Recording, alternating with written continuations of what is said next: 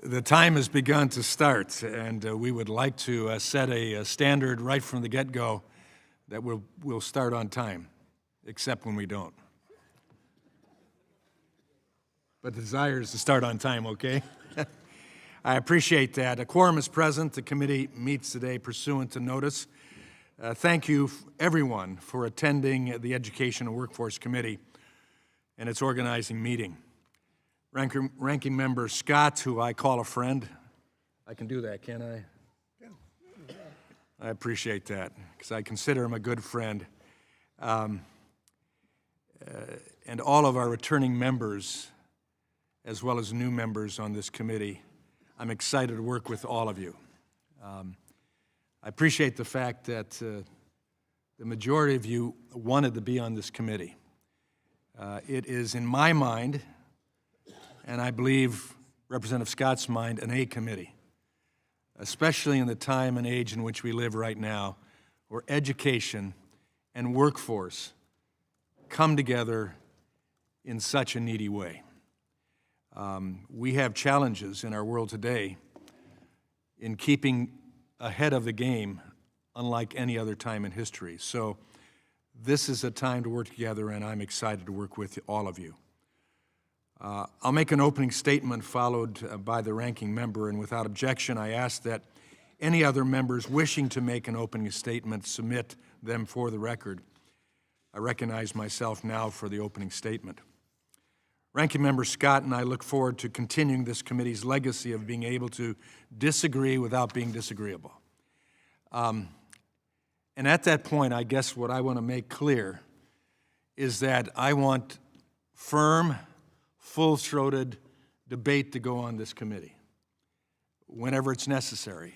And I believe that on both sides of the aisle, we have a passion about issues as well as some issues that we agree totally on. But those passionate issues where we have some disagreement, we ought to have a full-throated debate. There ought to be a creative tension in all of our minds and hearts about what we do because it means something for the future of this country. But Representative Scott and I have talked about this already, that there have been times where we have devolved for a little bit of time into personality and political name-calling or posturing, and that's happened on both sides of the aisle.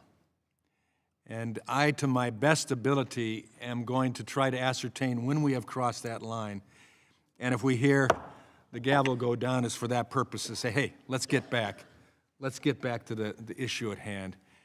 Because while we may agree or disagree, the creative tension that can produce the best result possible is important for us to have. So we will try to keep that decorum that comes in place at points in time.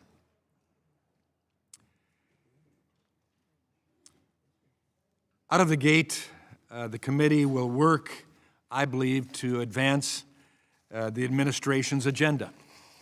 The people spoke at this last election. The outcome is as it is, and the agenda will be aggressive, and this committee will be involved in it. I think you all understand that. On the education front, that means pursuing policies to address out-of-control college costs, expanding education freedom and school choice opportunities, calling out what has been defined as woke higher education institutions, especially those that allow anti-Semitism to run rampant, and examining the crisis in our K-12 education system that for too long put special interest on labor union leadership over the outcome of students, teachers, and the rights of parents.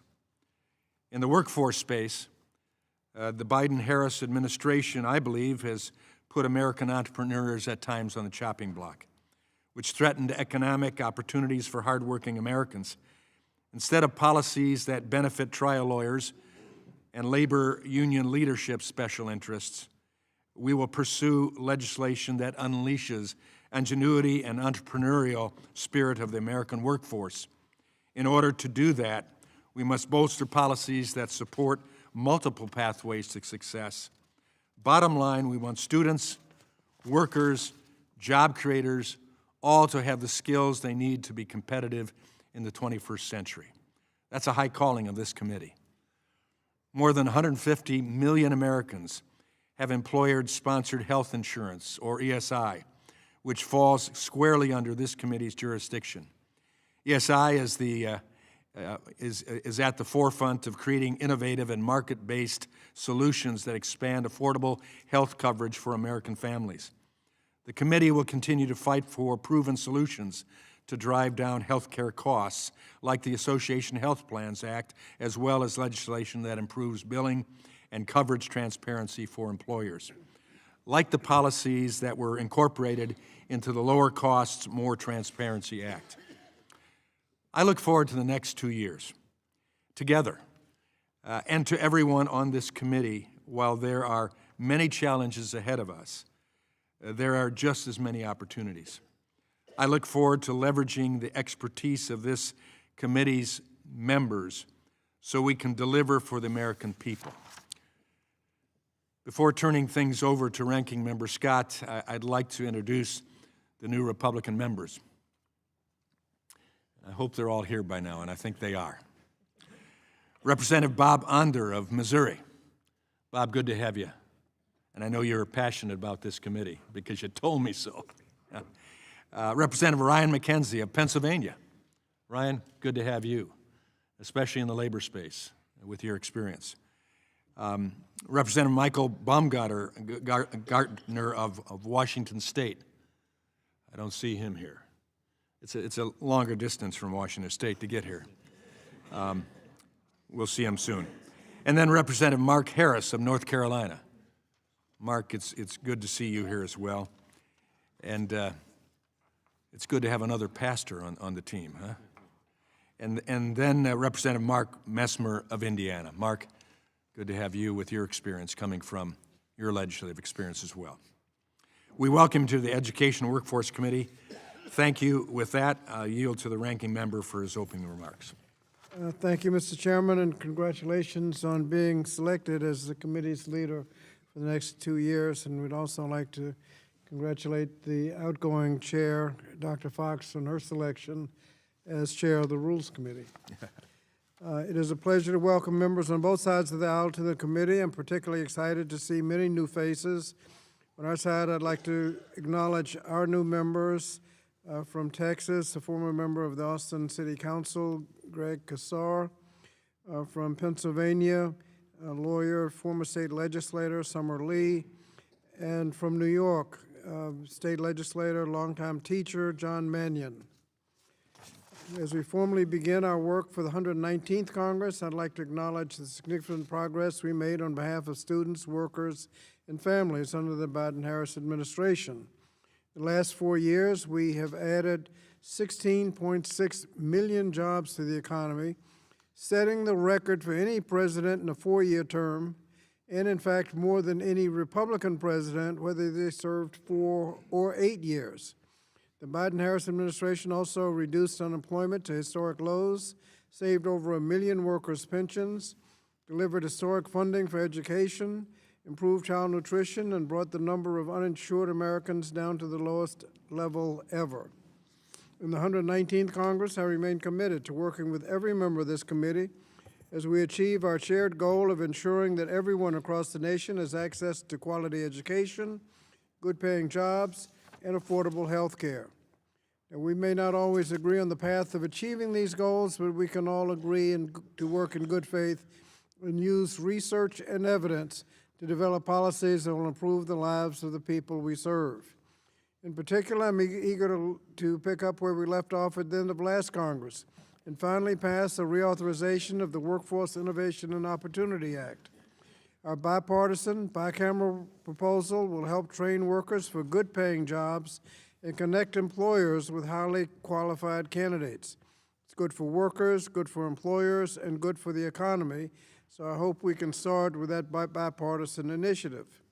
But I want to be clear, the committee Democrats will not compromise our values, nor are we interested in rubber stamping the Trump administration's agenda. If the administration is determined to enact Project 2025, there will be strong opposition from committee Democrats. This committee holds the authority and responsibility to tackle many of the issues confronting our communities today. At first, we're responsible for ensuring that all students have access to high-quality public education that provides them for a rewarding career. We're also responsible for building on our historic economic progress and empowering workers so that the economy can continue growing from the middle out and from the bottom up. But importantly, we're responsible for protecting and expanding access to affordable health care. Regardless of which political party is in charge, Committee Democrats' mission is unchanged. We'll work to build an economy where everyone can succeed. Finally, Mr. Chairman, I join you in your goal of conducting the committee proceedings in a dignified manner that we can all be proud of. I look forward to that, and thank you, Mr. Chairman. I yield back. Well, I thank my friend and appreciate your opening statement. I think there are There's a lot of creative tension opportunities there to refine us all. And ultimately, I think there are also some unique points where we'll agree on and can come together. And I commit myself and our team to do our best to work towards solutions. I'd now like to introduce Burgess Owens from Utah as Vice Chair of the full committee. Having a guy that wears a Super Bowl ring makes me feel a lot more comfortable with him as my Vice Chair, plus his passion for this committee. It's my pleasure to introduce the new chairs of our 4 subcommittees. The Subcommittee on Early Childhood, Elementary, and Secondary Education will be chaired by Representative Kevin Kiley from the 3rd District of California. It's a distance to come from California, too, but he'll be here doing his job. Representative Kevin Kiley will be the chair, but Representative Mary Miller, who's here from the 5th District of Illinois, will serve as vice chair of the subcommittee. The Subcommittee on Higher Education and Workforce will be chaired by Representative Burgess Owens from the 4th District of Utah, and Representative Baumgardner will serve as the subcommittee vice chair. The Subcommittee on Health, Employment, Labor, and Pensions will be chaired by Representative Rick Allen, who comes back to take over that subcommittee from times before, and Representative Onder will serve as the vice chair of this subcommittee. And the Subcommittee on Workforce Protection will be chaired by Representative McKenzie. Representative Messmer will serve as the subcommittee's vice chair. Thank you for accepting these challenges. And now I yield to the gentleman from Virginia, Mr. Scott, to introduce the subcommittee's ranking members of his committee. Thank you, Mr. Chairman. I'd like to introduce the gentlelady from Oregon, Ms. Bonamici, who will be the ranking member of the Early Childhood, Elementary, and Secondary Education Subcommittee. Gentlelady from North Carolina, Dr. Adams, ranking member of the Higher Education and Workforce Development Subcommittee. Gentleman from California, Mr. Desaulniers, the ranking member of the Subcommittee on Health, Education, and Labor and Pensions. And the gentlelady from Minnesota, Ms. Omar, the ranking member of the Workforce Protection Subcommittee. And the gentleman from Texas, Mr. Kassar, who was elected by the Democratic members to serve as vice ranking member of the committee. I yield back. Thank you, Mr. Scott. I welcome back all the members on both sides of the aisle. We're glad to see everyone and look forward to the work the committee will do together. Without objection, the subcommittee assignments as set forth in the rosters made available to each of you in advance of the meeting will be inserted in the record and shall be approved. I ask the committee to give me a little deference here. As we begin this committee with great importance, as I said, education and workforce, that's America.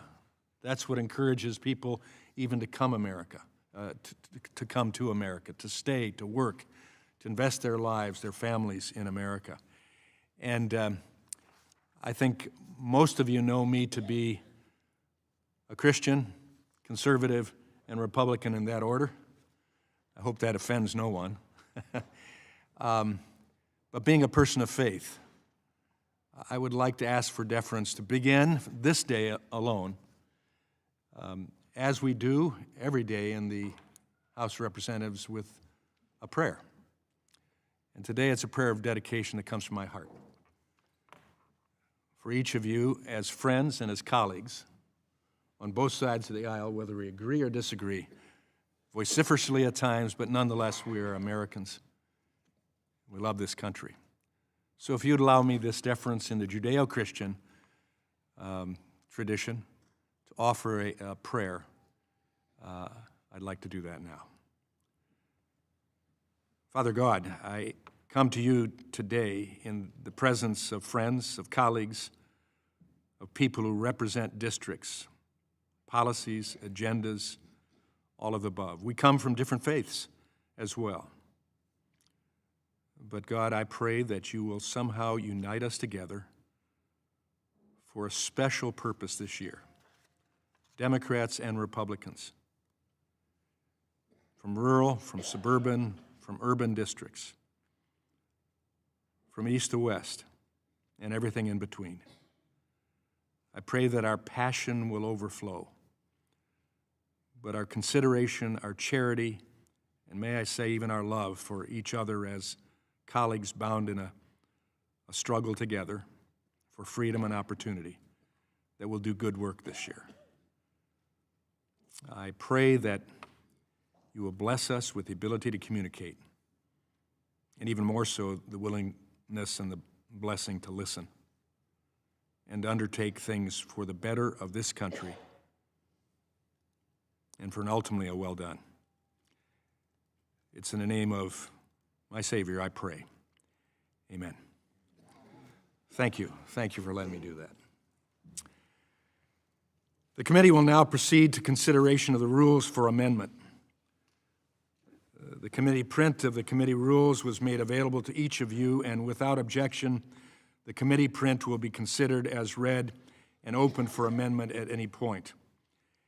And any amendment offered shall be considered as read. I now recognize myself for 5 minutes to explain the rules. We're making some structural reforms to the committee procedures while also keeping some practices that are working well. Most of them are, in fact. For example, we're keeping the committee's name minus the. Hey, I'm efficient, okay? Which reflects the fact that this committee celebrates the dignity of work. The committee's name also recognizes the full spectrum upon which the American workforce is built: independent contracting, blue-collar work, franchise ownership, union membership, non-union, just to name a few.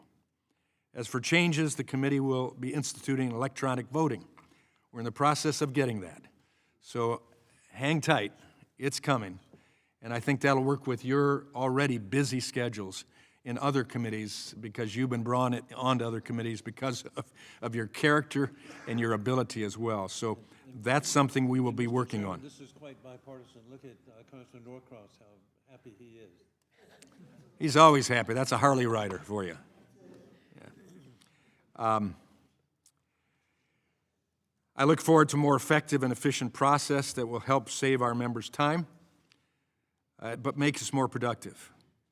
I don't waste anything if I can help it, and that includes time. Waste not, want not. I will now recognize Mr. Scott for his remarks. Thank you, Mr. Chairman. The rules package we have here is a straightforward document. It recognizes the majority's prerogatives in a way that, frankly, is no less fair to the minority than the packages that I brought forth in the 116th and 117th Congresses. So while we disagree on the number of subcommittees we should have and what the name should be, these disagreements will not stop us from having an open debate on the issues within the jurisdiction of this committee. That said, I think there is one rule that we should address that affects our ability to debate openly in the committee. Under the rules of the House for the 118th Congress and regulations thereto, the majority established a process that made it highly unlikely that we could have a witness testify remotely before the committee.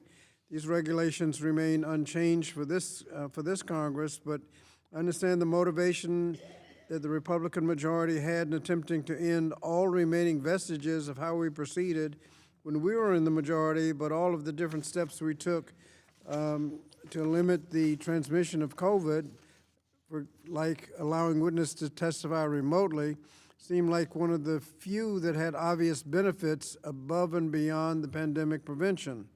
Moreover, many committees, including this one, utilized technology to allow for remote testimony even prior to COVID, and we were able to negotiate its use in a way that was beneficial to both the witnesses and the committee.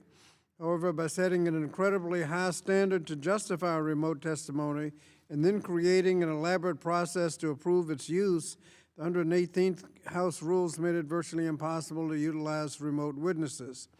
I'm dismayed to see that the 119th House rules have maintained this barrier.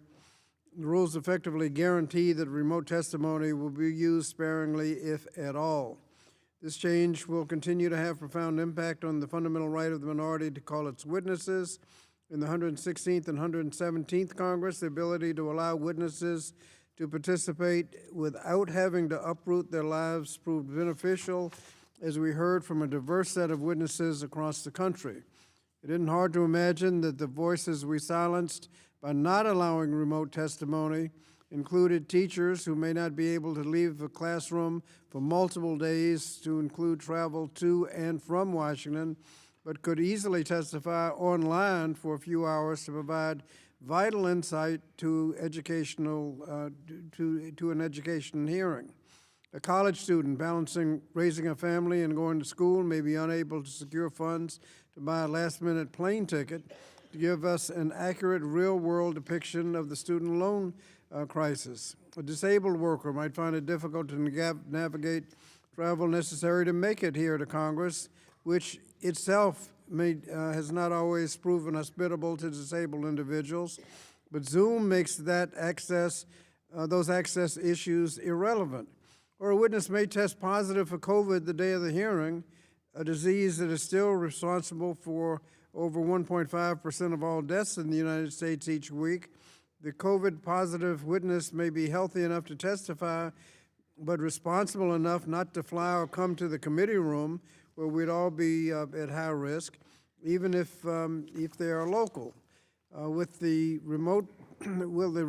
the process be flexible enough to allow them to still testify on short notice? It does not seem to be so. So simply put, a person with the most expertise and willingness to testify before us may be someone prohibited for any number of reasons for doing so, and allowing for remote testimony is just one way to ensure to get the best information from the best witnesses. It was one of the stated goals of the majority to reopen the People's House in the 118th Congress and to hear from Americans outside of Washington, D.C., and I don't know a better way to do that than to allow for committees to hear testimony from people who, for whatever reason, cannot make it to Washington. We should not erect unnecessary barriers to their participation, particularly since I know that working with the chairman, we could negotiate a policy around remote testimony that would not only improve, that would only improve our proceedings. So while changing the House rules is not up for debate in this committee, I hope that the chair will work with me when we request a remote witness, because that's the best witness for the hearing to affirmatively determine the necessary remote participation for that witness, to affirmatively seek the majority leader's written approval for that witness, and to permit the witness's remote participation following the majority leader's approval. However, I would urge you, Mr. Chairman, and all of my majority colleagues to take this issue back to your conference and remember the promises made to open this House to all, and to recognize that we could do more in a sensible way to open the House by easing regulations on remote testimony. Lastly, I want to emphasize that this issue an issue that this committee has traditionally been very good about, regardless of who's in the majority, and that is giving ample notice for markups and hearings. For this committee, we've had thoughtful and productive hearings and markups, and for that we need adequate time to prepare for those events.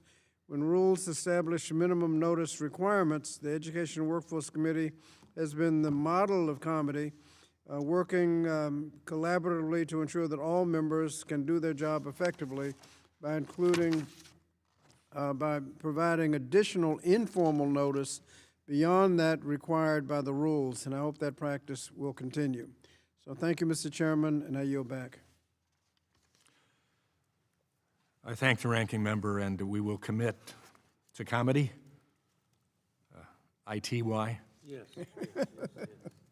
Though there may be some comedy as well, and we all need that. But we will certainly, we're open to suggestions along the way. We'll consider them seriously. Also, we're committing to field hearings as well. And in some of the cases where we could get to those best witnesses, it can actually take place in the field. And so we'll do our best.